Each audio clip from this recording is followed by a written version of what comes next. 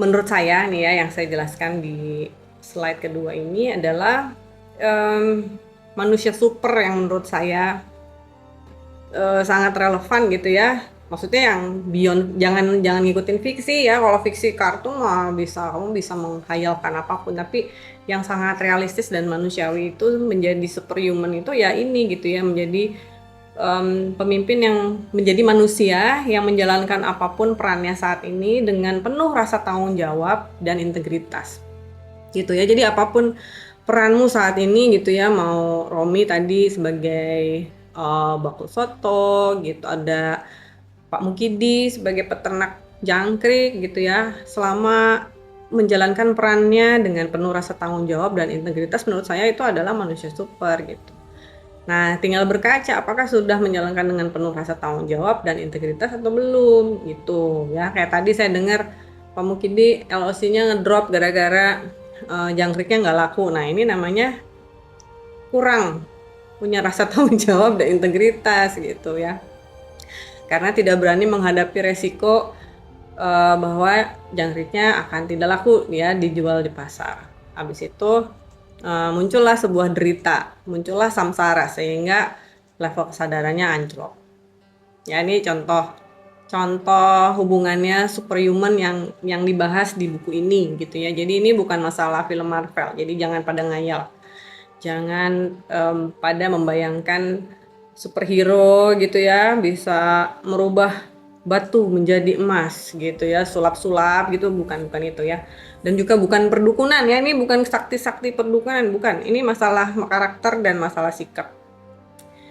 Menjadi manusia super dan pemimpin yang super adalah pemimpin yang bekerja dengan ketulusan dan totalitas. Buat saya itu, ya. Jadi saya kalau melihat Mas Guru itu ya ini gitu, menurut saya super human dan super leader tuh beliau gitu.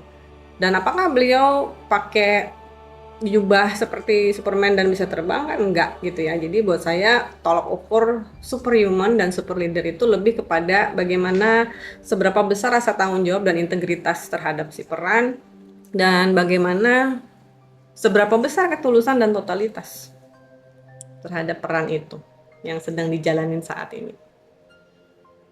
Tuh, ya kan Pak Mukidi kan khawatir jadi sengsara. Lo ya iya, khawatir itu tanda tidak bersyukur ya. Kalau tulus pasti penuh rasa syukur, walaupun ya udah gitu ya, akhirnya tidak bisa mencapai target penjualan bulan ini, akhirnya angan-angan dan hayalan mau membeli ABC, membayar ABC, akhirnya buyar gitu ya. Harusnya dengan begitu pun tetap bisa bersyukur dan menemukan apa hal-hal lain yang masih bisa disyukuri gitu kan. Udah bagus jangkriknya nggak mati semua gitu ya. Jadi ini pandangan sudut pandang saya ya. Menjadi manusia super dan pemimpin yang super adalah pemimpin yang mampu mencipta keajaiban bagi setiap pekerjaan yang disentuh ya.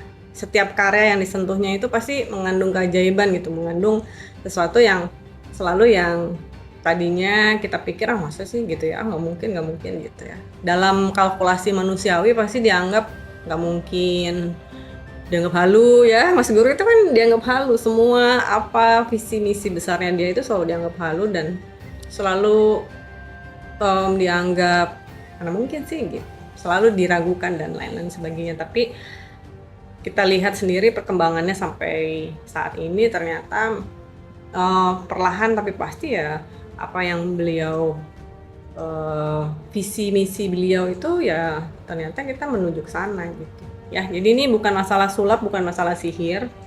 Menjadi superhuman, super leader itu ya ini, mengerjakan peran dengan penuh rasa tanggung jawab, dengan integritas yang maksimal, ketulusannya paripurna dan totalitas, sehingga mencipta keajaiban ya. Jadi biasanya kalau orang-orang yang tulus, totalitas itu pasti ada aja gitu ya keajaiban gitu. Yang saya bilang keajaiban tuh berupa kayak pertolongan aja gitu, pertolongan yang nggak pernah masuk di akal sebelumnya, nggak pernah disangka-sangka sebelumnya, tiba-tiba muncul gitu ya. Itu keajaiban bagi saya, terjemahan dari keajaiban itu. The Avalon Consulting. Creating authentic leaders.